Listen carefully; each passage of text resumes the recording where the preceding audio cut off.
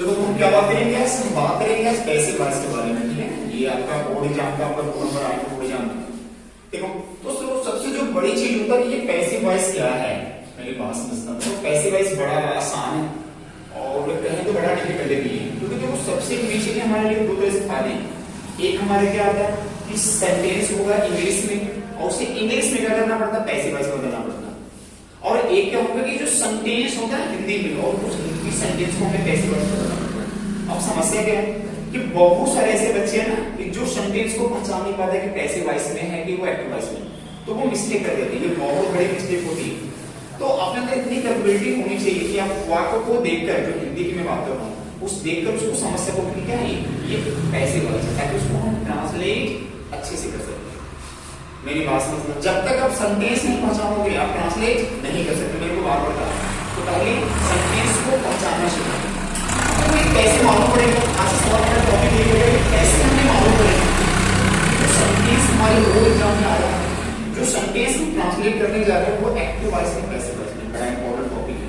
तो हम आज डिस्कस करेंगे हिंदी वाले वाक्यों को लेकर के और इंग्लिश वाले वाक्यों को लेकर कैसे मालूम पड़ेगा। मेरी बात समझना, देखो आपको मैंने बार बार कहा कि किसी भी वाक्य का दो पार्ट का इंपॉर्टेंट है, एक कर्ता जो काम को करता है, और एक कर्म जो काम के द्वारा जो सबसे ज्यादा प्रभावित होगा वो क्या होगा, हमारा कर्म होगा। भाई सब जानते हो, छोटा सा पढ़ गया है। तो यही पूरी कहानी डिपेंड, पूरी जो हमारी कहानी डिपेंड है हमारा एक्टिव एंड पैसिव वॉइस का, वो डिपेंड है कर्ता पे और कर्म पे। पूरी कहानी में डिपेंड है। देखो बच्चों को ये समझना बड़ा जरूरी है कि कर्ता हम पहचानेंगे कैसे। बड़ा आसान लॉजिक है, यानी जब कोई एक्टिविटी होती है तो उस एक्टिविटी के दौरान जो प्रभावित होंगे वो क्या होंगे, हमारी ऑब्जेक्ट होंगे। जैसे मैंने कहा कि मैं आम खाता हूं, तो मैं करता, क्योंकि मैं काम को करता हूं, ठीक है। खाना क्रिया हो गई। अब इस क्रिया जो हमने किया तो हमने क्या देखा कि जो राम है, राम ज्यादा क्या हुआ, जो आम है वो क्या हुआ, ज्यादा प्रभावित हुआ। हमने आम को उठाया, हमने मुंह में निचोड़ा, खाया, फेंक दिया, तो प्रभावित कौन हुआ, हाँ समझना। यानी कि जो प्रभावित हो उस एक्टिविटी में वो क्या होगा, हमारा ऑब्जेक्ट होगा। मैंने कहा कि मैं घर जाता हूं, मेरी बात को समझना लॉजिक को, मैं घर जाता हूं, इसमें कोई ऑब्जेक्ट है क्या, नहीं। यही तो गलती करते हो, ये घर ऑब्जेक्ट है नहीं। तो मैं घर जाता हूं, तो मैं घर गया तो हमारा जो घर है वो कहां प्रभावित कहां हुआ। अगर हमने इस सेंटेंस को ऐसे चेंज कर लिया कि मैं घर को तोड़ता हूं, लैंग्वेज चेंज करो, मैं घर को तोड़ता हूं, मैं करता, तोड़ना क्रिया, और थोड़ा किसमें घर को प्रभावित हुआ घर। तो अब यहाँ पे घर का हुआ ऑब्जेक्ट। यानी दिमाग में रखना क्या है कि जो प्रभावित होगा वही हमारी क्या होगी, ऑब्जेक्ट होगी। चलो समझने के लिए हो गई। तो हमारे पास दो चीज बड़ा इंपॉर्टेंट है, सब्जेक्ट और ऑब्जेक्ट। अब सवाल ये उठता है कि ये कैसे मालूम पड़ेगा कौन सा एक्टिव वॉइस है, अब कैसे मालूम पड़ेगा कौन सा पैसिव वॉइस है। मैंने कहा कि अगर हम जो ऑब्जेक्ट है उसको प्रधानता मानकर किसी वाक्य को बोल रहे हैं तो उस सेंटेंस को बोलेंगे पैसिव वॉइस। और जिसको सब्जेक्ट को प्रधान मानकर उस सेंटेंस को बोल रहे हैं उसे क्या बोलेंगे, पैसिव वॉइस। जैसे मैंने कहा मैं दीपावली मनाता हूं, मैं करता, मनाना क्रिया, दीपावली क्या प्रभावित होता है ऑब्जेक्ट। लेकिन मैंने कहा कि दीपावली मनाई जाती है, समझना, दीपावली मनाई जाती है। दीपावली क्या है, अब देखो कैसे समझ लीजिएगा। अब कैसे मालूम पड़ेगा ऑब्जेक्ट क्या होंगे, अक्सर क्या होंगे, हमारे नॉन लिविंग होते हैं, लिविंग भी होते हैं, दो तरह से हो सकते हैं। लेकिन समझना मेरे टॉपिक को, वो लिविंग हो सकते हैं, नॉन लिविंग। लिविंग होंगे तो डायरेक्ट ऑब्जेक्ट कहलाते हैं, और नॉन लिविंग होंगे तो इनडायरेक्ट। समझना मेरे बात को, लॉजिक को। अब बात ये हुआ कि अगर जिसको हमने प्रधान माना, मैंने कहा राम आम खाता है तो राम प्रधान हो गया, आम राम के द्वारा खाया जाता है तो आम प्रधान हो गया। तो लॉजिक क्या आप कैसे समझेंगे कौन सा एक्टिव वॉइस है, कौन सा पैसिव वॉइस है। तो मैंने कहा राम आम खाता है तो राम ने आम खाया, यानी जो प्रधान जिसको माना है अगर वही काम को कर रहा है तो एक्टिव वॉइस है, राम आम खाता है, राम ने आम खाया, राम आम को ही खाता। लेकिन जिस वाक्य में समझना ऐसी कोई चीज प्रधान हो जो उस क्रिया को नहीं कर रहा हो उसका बोलेंगे पैसिव वॉइस। दीपावली मनाई जाती है, बहुत लोग ट्रांसलेट नहीं कर पाते, ये बहुत हर साल आता है बोर्ड एग्जाम में। दीपावली हिंदुओं का त्योहार है, दीपावली कर देते हो सबसे बड़ा मिस्टेक है। दीपावली मनाई जाती है, कैसे मालूम पड़ा कि ये पैसिव वॉइस है? तो दीपावली क्या होता है? दीपावली तो मनाएगा, दीपावली मनाएगा नहीं मनाएगा, हम दीपावली मनाएंगे। ईद मनाई जाती है, ईद तो कुछ मनाएगा नहीं, हम ना मनाएंगे ईद। यानी जो ईद था वो क्या ऑब्जेक्ट, और ऑब्जेक्ट को हमने प्रधान मानकर क्या है उसकी व्याख्या करते हैं। समझते मेरी बात? खाना बनाए जाते हैं, खाना तो खाना बनाएगा ना को नहीं, खाना बनाए जाते हैं कि ऑब्जेक्ट हमने क्या बना दिया प्रधान। समझिए, तो हमने क्या सीखा? हमने क्या सीखा कि सबसे जो बड़ी चीज मेरी बात में हम बात करेंगे एक्टिव वॉइस की, बात करेंगे एक्टिव वॉइस की। अगर हम बात करेंगे पैसिव वॉइस की तो हमने क्या देखा? हमने क्या देखा कि इसमें क्या होगा? सब्जेक्ट क्या होगा हमारा? प्रधान होगा, मेन होगा। समझना क्या होगा? हमारा सब्जेक्ट मेन होगा, सब्जेक्ट हमारा क्या होगा? मेन होगा। यानी और सब्जेक्ट हमारा क्या करेगा? समझना वो चीज है, ये हमारा एक्टिविटी करेगा। जो एक्टिविटी हो रही है वो कौन करेगा? सब्जेक्ट करेगा। मेन का मतलब सबसे पहले यही होगा, यानी सबसे फ्रंट में होगा। क्या मतलब?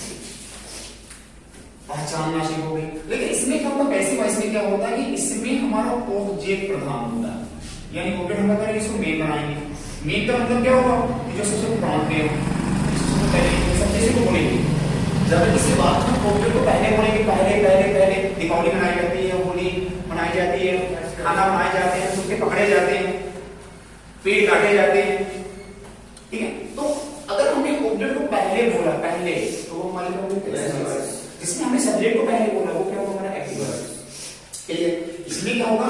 इस सब्जेक्ट जो हमारा ऑब्जेक्ट है, आपको मालूम है कि ऑब्जेक्ट एक्टिविटी को नहीं करता है, एक्टिविटी को नहीं करता, ये बिल्कुल दिमाग में। तो ये चीज पहले पहचानने का प्रयास करो, आप तभी प्राप्त कर पाओगे। समझ गए? अब समस्या क्या होता है कि करेंगे कैसे?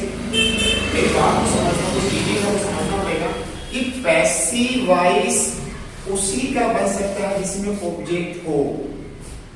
ये बिल्कुल दिमाग में, ऑब्जेक्ट नहीं तो पैसिव वॉइस नहीं। लेकिन पैसिव वॉइस उसका भी बन सकता है जिसमें सब्जेक्ट है या नहीं। अभी मैं आपको एग्जांपल दूंगा, इसमें सब्जेक्ट भी होगा, सब्जेक्ट नहीं भी होगा, उसके भी पैसिव वॉइस हम बना सकते हैं। लेकिन ऑब्जेक्ट अगर नहीं है तो पैसिव वॉइस की हम कल्पना ही नहीं कर सकते, पैसिव वॉइस नहीं बन सकता। आई बात समझ? मेरी बात समझ? ठीक है? अब पैसिव वॉइस बनाने के लिए मैंने भी जस्ट कहा है, कुछ चीजें को समझनी पड़ेगी कि जिस सेंटेंस में ऑब्जेक्ट है उसी की पैसिव वॉइस बनेगी, और जिसमें ऑब्जेक्ट नहीं उसकी पैसिव वॉइस नहीं बनेगी।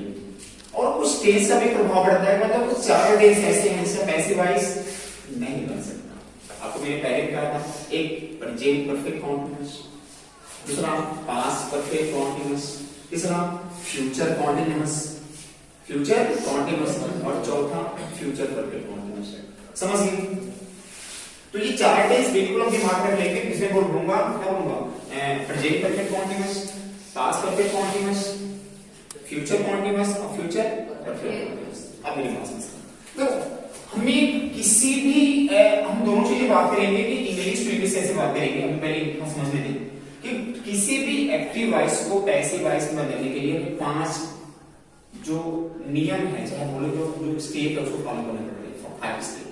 And we have to follow 5 steps to change any direct sentence into direct sentence into active sentence into passive sentence, है ना? जैसे कौन पहला हमारा काम क्या होगा कि पहले क्या करेंगे? ढूंढेंगे ऑब्जेक्ट को, ये दिमाग में रखिए, क्या ढूंढेंगे? ऑब्जेक्ट को। पहला काम ढूंढना ऑब्जेक्ट को, और उसे क्या बनाएंगे? सब्जेक्ट में चेंज करेंगे। ये चीज पहला। अब देखो ये सब्जेक्ट क्या चेंज होता है?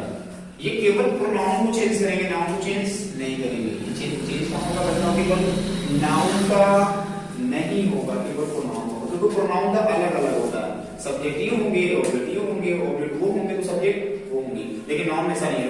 राम सब्जेक्ट भी है, राम ऑब्जेक्ट भी है। लेकिन प्रोनाउन में ऐसा नहीं होता। अगर आई सब्जेक्ट है तो ही क्या है? ऑब्जेक्ट है। यू हमारा सब्जेक्ट है तो यू ही हमारे क्या है? ऑब्जेक्ट है। ही अगर सब्जेक्ट है तो हमारा क्या है? ही हमारा क्या? ऑब्जेक्ट है। सी अगर है सब्जेक्ट हमारा, हर क्या? ऑब्जेक्ट है। तो यहाँ पे लफड़ा होगा किसमें? प्रोनाउन में। तो प्रोनाउन को समझने के लिए हमें ये चार को आपको याद करना पड़ेगा। सब्जेक्ट क्या होगा, हमारा ऑब्जेक्ट क्या होगा, पढ़ने के लिए क्या पैसिव। जैसे हमारा आई हो गया तो ये हमारे क्या हो जाएंगे, मी हो जाएंगे। यू हो गया तो ये हमारे यू हो जाएंगे, ठीक है ना। वी हो गया तो हमारे क्या हो जाएंगे, ये अस हो जाएंगे। ही हो गया तो ही होंगे, ठीक है ना। सी हो गया तो हर हो जाएंगे। इफ हो गया तो इजी होता हुआ लगाएंगे, और देयर हो जाएंगे तो देम।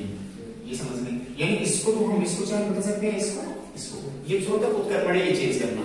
हम चाहे तो सब्जेक्ट को ऑब्जेक्ट में, ऑब्जेक्ट को सब्जेक्ट में, तो लास्ट में वही करना है। पहला सेकंड में लगाएंगे हेल्पिंग वर्ब, और हेल्पिंग वर्ब में मैं सिखाऊंगा कि कैसे हम हेल्पिंग वर्ब का इस्तेमाल करके चोरी करेंगे। हेल्पिंग वर्ब क्या होता है, हेल्पिंग वर्ब जैसे सहायक के लिए लगाएंगे।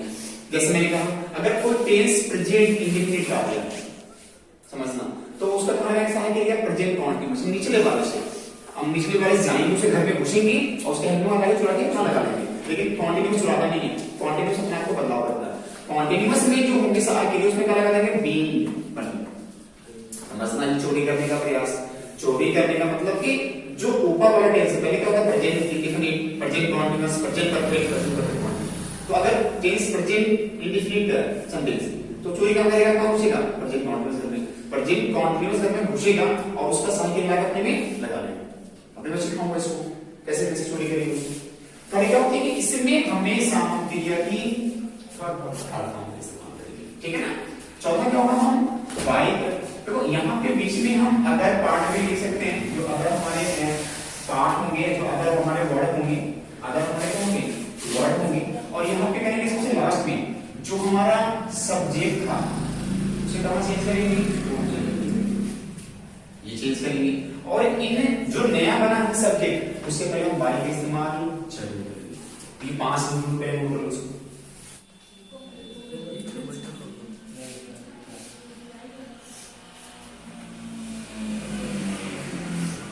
पैसे उसको देगा ना, हाँ इसमें चेंज करने के लिए एक्टिव